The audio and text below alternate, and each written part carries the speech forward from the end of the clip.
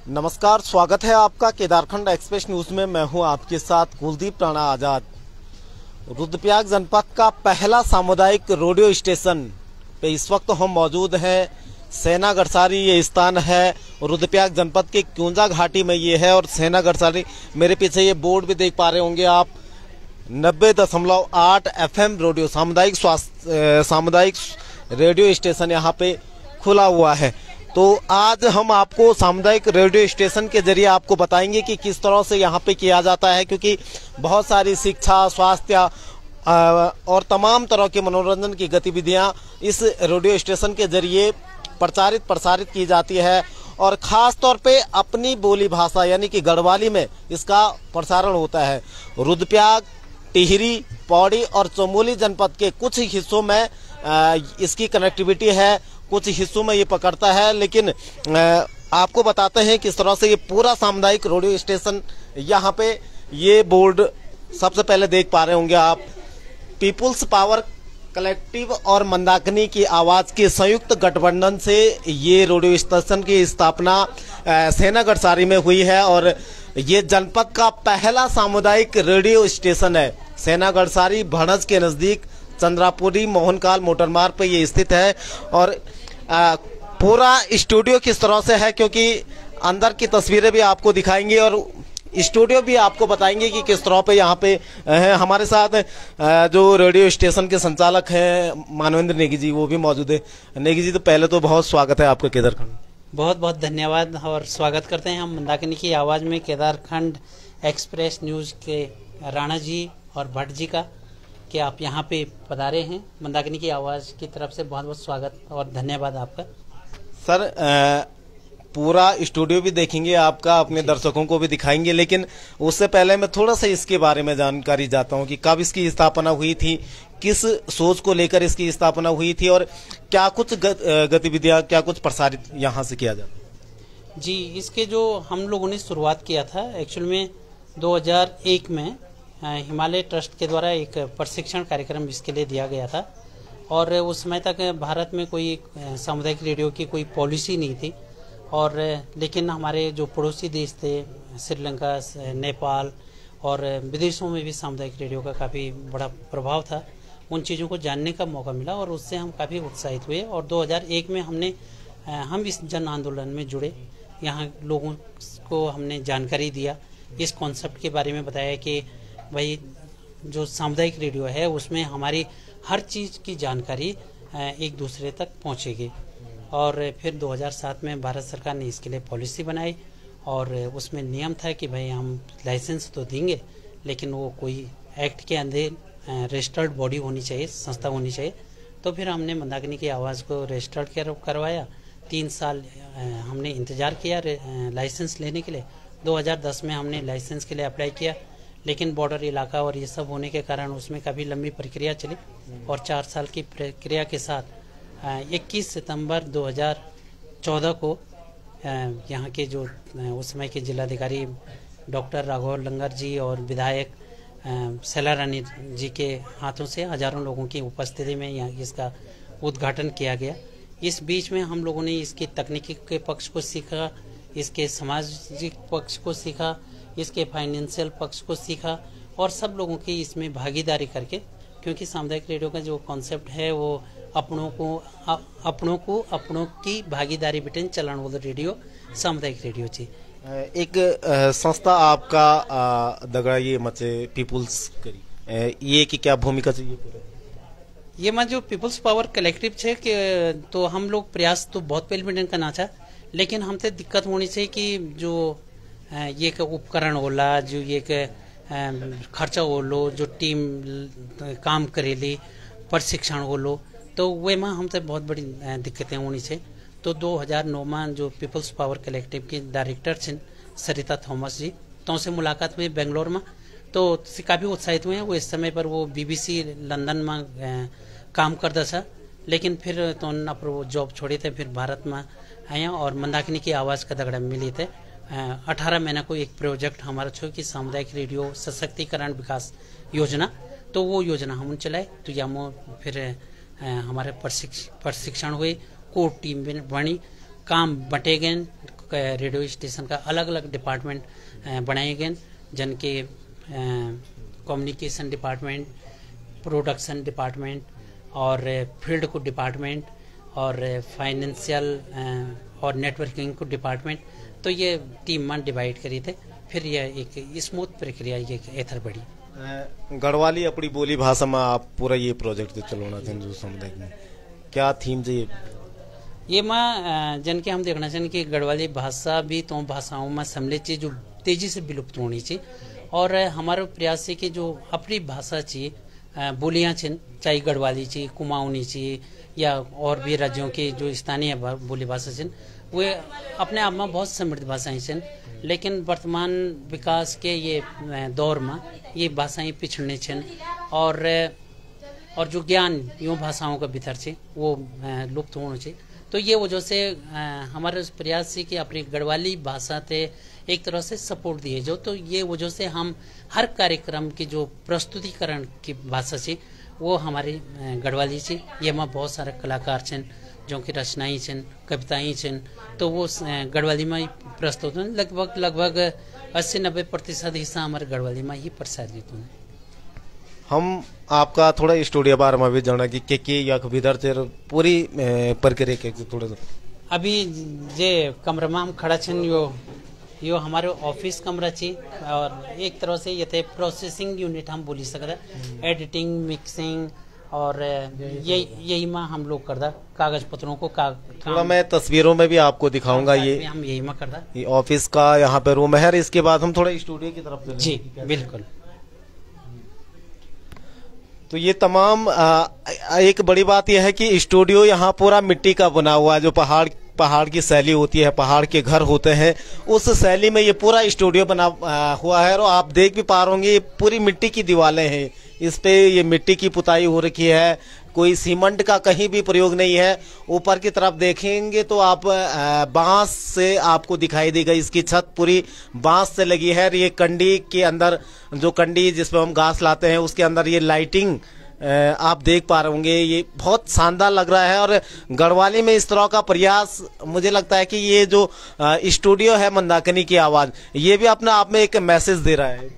बिल्कुल, और ये निर्माण करने से पहले हम लोगों ने बहुत विचार विमर्श करी, और ये माँ जो सहयोग करी हमारे वो दीदी कॉन्ट्रैक्टर हिमाचल धर्मशाला बिटिंसा, पिछले साल तो देहांत हुई तो का एक स्टूडेंट विद्यार्थी छे अनुजना, तो तक काफी विचार विमर्श हुए, और हम लोगों ने बोले कि जो ये लुक हो, डिजाइन हो, वो स्थानीय सामग्री से ही बनी हो।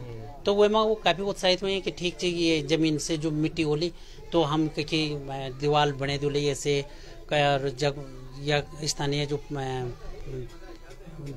इमारती लकड़ी ची वही को हम लकड़िया रूप में इस्तेमाल करला, और तो ने ये पूरा लुक एक डिजाइन करी। और ये मिट्टी को जो हमारे पारंपरिक तरीका भी छी, पहले का घर मिट्टी का ऊंचा, गर्मियों में ठंडा महसूस होता और ठंडियों में गर्म महसूस होता। और दूसरा स्टूडियो का हिसाब से यो साउंड ऑब्जर्व भी कर दो और साउंड प्रूफिंग को काम भी कर दो, तो यो काफी हिसाब से करी। और यह बुनियाद से जो भी माटो निकली वो ये दीवार और ये हम लोगों ने इस्तेमाल किया। एक कक्ष यहाँ बगल पे है, यहाँ क्या ये ट्रांसमिशन रूम है, और ट्रांसमीटर थे और लाइव स्टूडियो थे सब पावर सप्लाई करने का वास्ता हम ये कमरा इस्तेमाल कर रहे हैं। जो हमारा लो पावर ट्रांसमीटर थे जो कि 50 वाट को चे। और अब ये दर्शकों को दिखाना, ये स्टूडियो यहाँ पे है, और मैं चाहूंगा कि आप ही के हाथों से ये स्टूडियो खोले आप और अंदर की प्रवेश करें। ये यहाँ पे मंदाकिनी की आवाज जो सामुदायिक रेडियो केंद्र है, स्टेशन है, ये यहाँ पे स्टूडियो है, यहीं से लाइव प्रसारण होता है, यहीं से जो तमाम इनके कार्यक्रम है वो यहाँ से प्रसारित किए जाते हैं। तो अब हम थोड़ा कार्यक्रमों के बारे में भी जान लेते हैं कि किस तरह से आपका अगर दिन की शुरुआत होती है तो किस तरह से जो आपके कार्यक्रम है वो रूटीन वर्क में रहते हैं।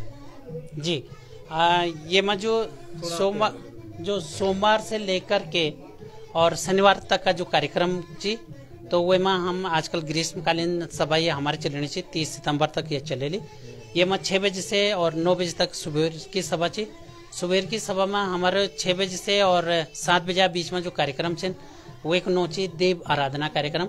और ये कार्यक्रम में शुरुआत होनी वे रेडियो स्टेशन की जिंगल से, फिर देव आराधना के जिंगल ये में बजो दो।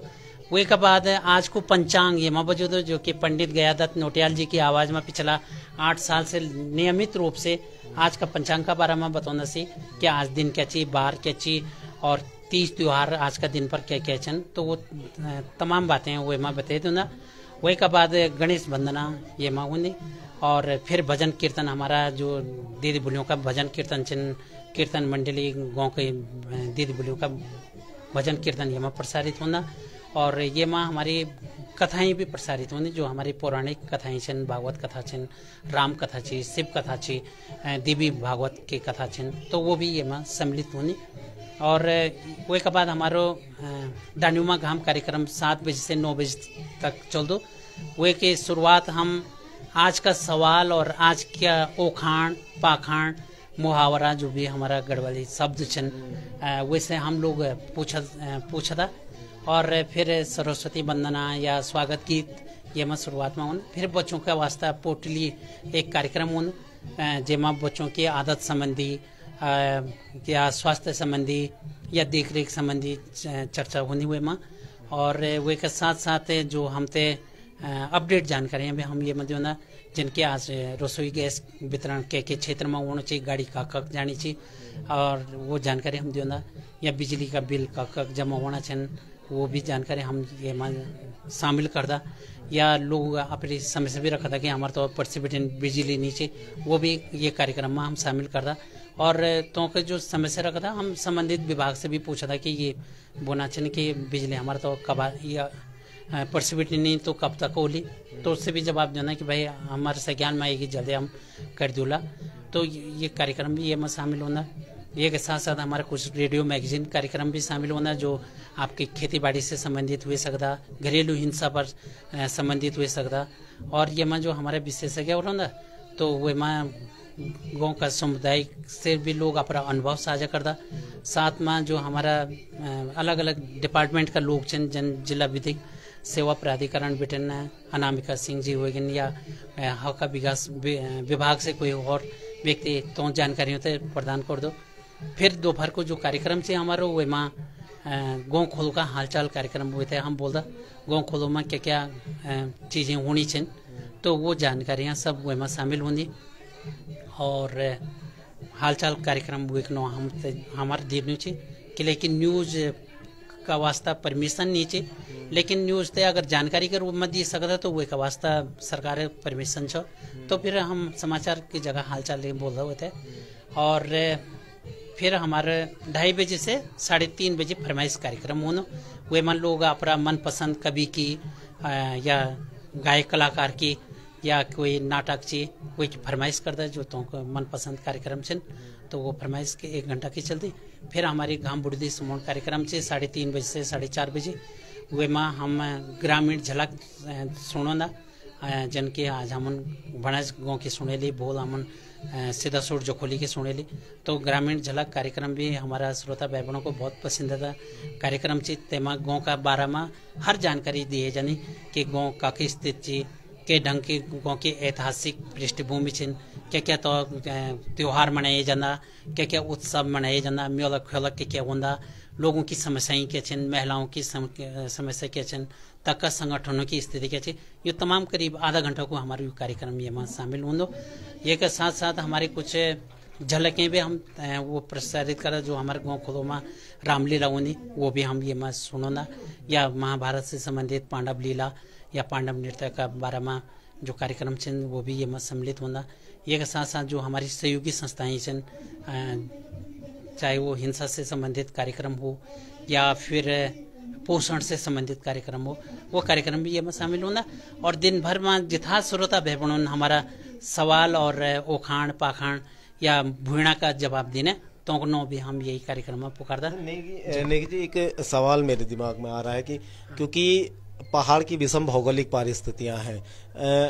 हालांकि ये 4 जनपदों के कुछ हिस्सों में चलता है, क्या ऐसी पहल हो कि ये पूरे जिले में प्रसारित हो या अन्य जगहों? मानी हमारे बहुत सारे दर्शक सोच रहे होंगे कि यार हमारे क्षेत्र में भी होता है ये, तो हमें भी इस तरह की चीजें मिलती, तो किस तरह से ये पहल हो सकती है? हाँ, ये माँ हम ते शुरू बिटिन हमारा जो श्रोता पैबण था तो को काफी बड़ दबाव छो कि भाई हम अपना चौक में आना तो रेडियो पकड़नो, हम अपने भीतर जाना तो रेडियो सुनना कितनी मिलनो, हम तो सुनो छत में जान पड़ो। कई जगह गाँव का भयबंद बोले था हम आधा किलोमीटर ऐ जाना वाले सुनो थे, तो आप मान ली व्यवस्था करे वाला हमारे घर तक सुनो थे मिल जो। तो हम लोगों ने भारत सरकार से काफी अनुरोध करी कि लेकिन पॉलिसी में तो को देखी चाहिए कि भाई 250 वाट तक का ट्रांसमीटर पहाड़ी क्षेत्र और समुद्र तट का इलाकों में हम दी सकता, लेकिन सरकार अभी जोड़ी नहीं। सरकार ने बोली कि जितना आप सुनना चाहें तथी में आप जो भी कर चाहना करा। तो फिर हम लोगों ने एक तरीका निकाले ऑनलाइन, तो मिक्सलर ऐप एक ऐप ची वे में हम अपरो मंदाकिनी की आवाज को अकाउंट बनाई छी और वो साथ साथ ही प्रसारित हो रेडियो पर भी और वे पर भी।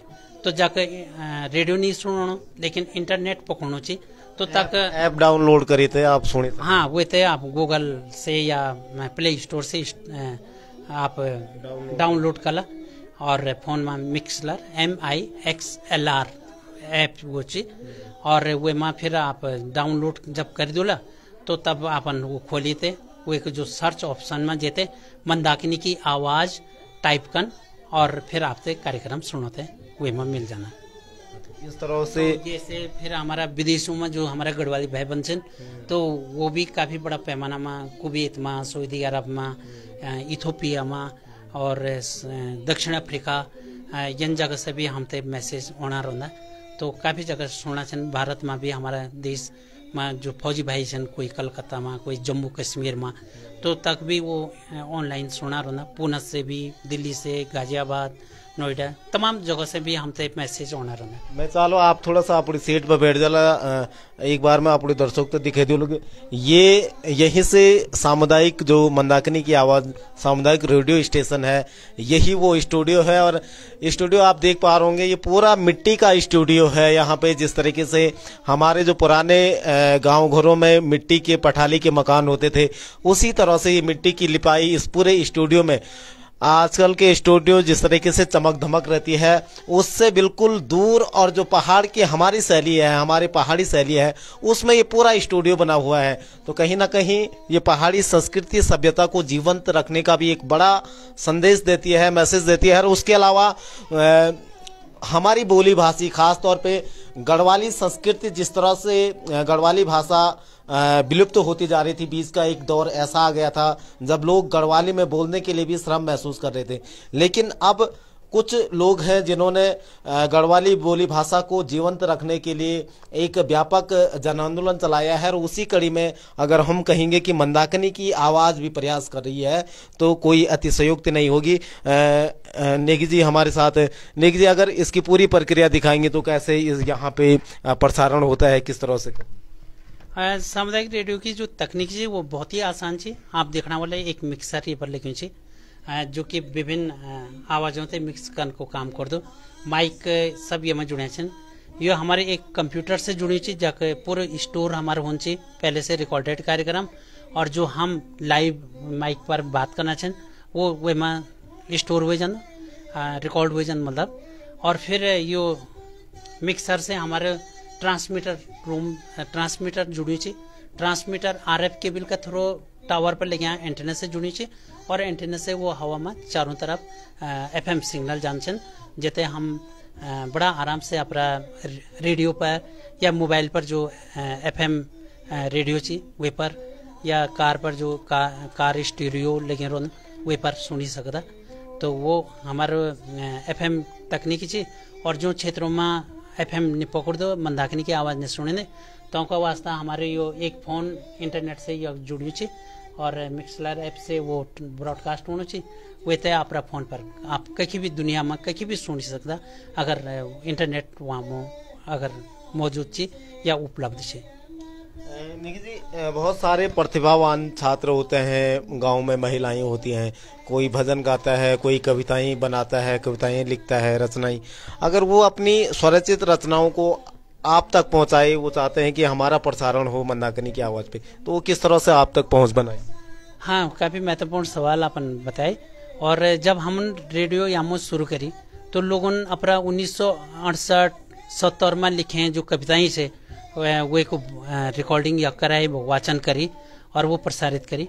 आज की तारीख में तकनीकी बहुत आसान हुएगी, व्हाट्सएप का माध्यम से भी लोग अपना बहुत अच्छी रिकॉर्डिंग करी थे, हम तक भी हो जाना चाहिए और वो हम रेडियो का माध्यम से भी हो जाना चाहिए। हमारी दीदी भूली गांव की दूर दराज की कई बार गाड़ी बुक करी थे या कौन है, और यह दिन भर अपनी रिकॉर्डिंग करता, भजन गांदा, गीत गांदा, बहुत अच्छी जो हमारी गाथाएं छन, पौराणिक गाथाएं तोते गांदा। तो ये ढंग से बहुत सारे कार्यक्रम हमारे कलाकार भाई बहनों का जुड़ हुआ छन। और लगभग आज की तारीख में करीब 25,000 का करीब कलाकार छन जो कि आवाज या प्रसारित होने। ये के साथ साथ जिनके सामुदायिक रेडियो की जो अवधारणा है कि भाई एक भौगोलिक क्षेत्र का भीतर का लोगों की जानकारी, सूचना और तो का मनोरंजन की जरूरत पूर्ण करने की, तो ये मैं समुदाय में लोग नजदीक का रोंदा, एक दूसरे से जान पहचान में रोंदा, एक दूसरे से रिश्ते से जुड़े रोंदा। कई कलाकार लोग छन जो आज हमारे बीच में नहीं छन, लेकिन तो की रचनाएं हम संग्रहित छन।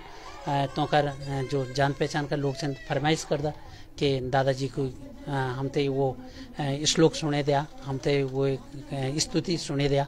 तो ये ढंग की फरमाइश लोग करदा और एक तरह से अपनापन को रिश्ता लोग ते मंदाकिनी की आवाज का दगड़ा लोग दो।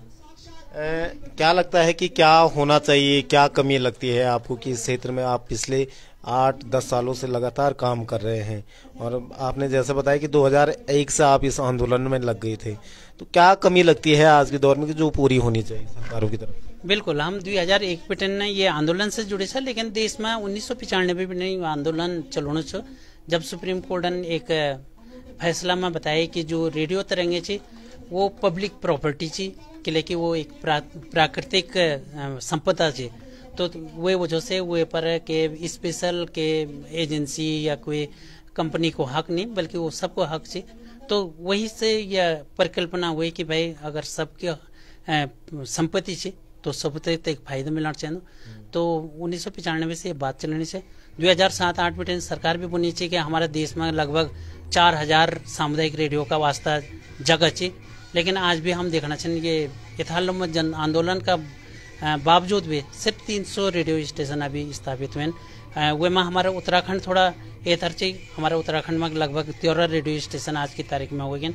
लेकिन हम देखना चाहिए कि तेमा बेटन 50% से ज़्यादा रेडियो स्टेशन हमारा सिर्फ देहरादून डिस्ट्रिक्ट का छन, बाकी और कई डिस्ट्रिक्ट हमारा छूटे छन। पिथौरागढ़ में हमारा कोई रेडियो स्टेशन नहीं, चमोली में कोई नहीं, उत्तरकाशी में कोई नहीं, और यही ढंग से हमारा अल्मोड़ा में कोई सामुदायिक रेडियो नहीं।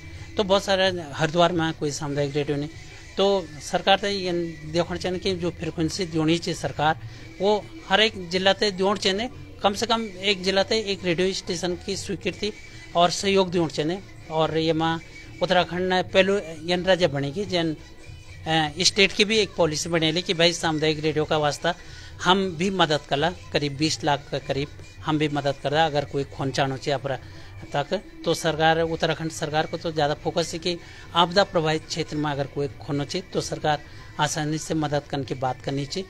तो सरकार ते थोड़ा और ये थे आसान करना थे, थोड़ा और जागरूक करना थे कि भाई रेडियो की ताकत क्या चाहिए, वो थे वे का प्रति जागरूक करने की जरूरत थी।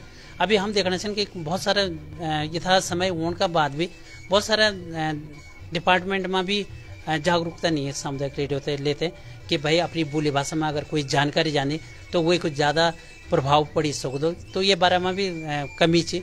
और कई जगह तो हम बोलते बात भी करता तो लोग बोलता कि आज रेडियो की जमाना नीचे, आप बता बाजार में तो रेडियो भी कोई नहीं या कुछ सुनो रेडियो, तो इन पे बात होनी चाहिए।